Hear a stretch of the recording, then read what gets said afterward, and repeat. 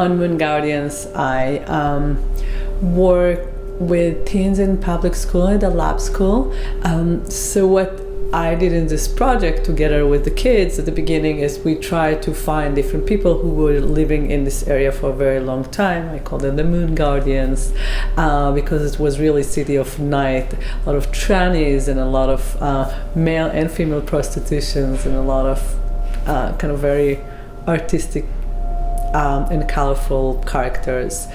And we tried to contact people and then interviewed them. We had 10 identical questions for all the people we met with.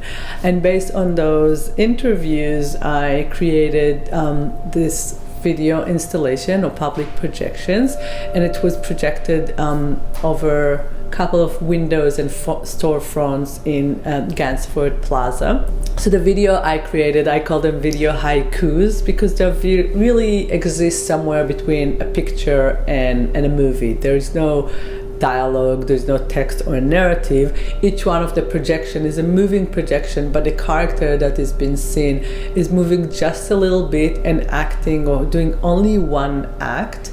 And more than everything else, all those people are looking outside at the street, kind of learning the new, familiar environment and looking at the people who are passing by at the same time they are being looked at. So all projections were playing with illusions, and it seems, you know, a little bit like those people are actually living in those buildings looking down at the street. But specifically one projection of the drag queen that was installed in the door, and the door was open and she was changing clothes and then coming and kind of looking outside, was really playing with the suspension of disbelief. So it was very interesting to see how many people just stopped by there and kind of their sight was struck by this happening, and then they started to wonder and maybe read the sign and kind of find a connection between all the projections. So it was beautiful to see how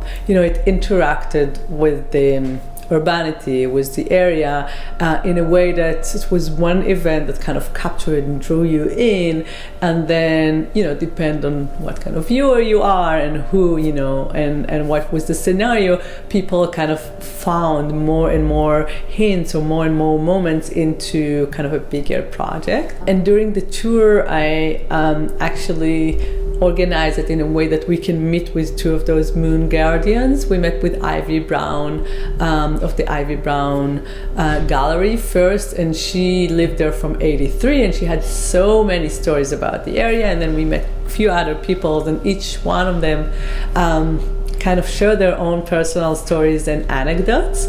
And then we ended up with my piece and kind of spoke of how I worked with those people and with those material, and how to take the history of the area and in a non-documentary fashion turn it into an art project.